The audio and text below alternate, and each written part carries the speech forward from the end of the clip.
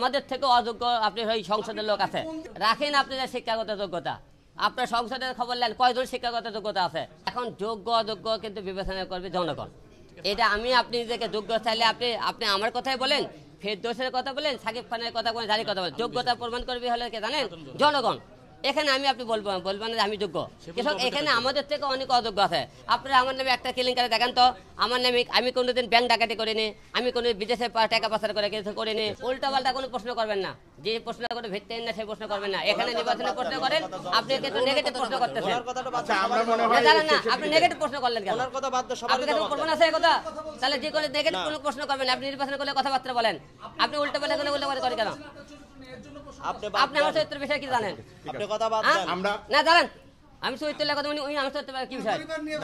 আপনি চরিত্রের কথা বলেন, কথা বলবেন আপনি না উনি চরিত্রের কথা বলেন, এখানে আপনি আউট হন, আপনার কথা বলবেন ভাই একটা শেষ না, আমাদের একটা না উনি চরিত্রের কথা বলেন। Excuse me.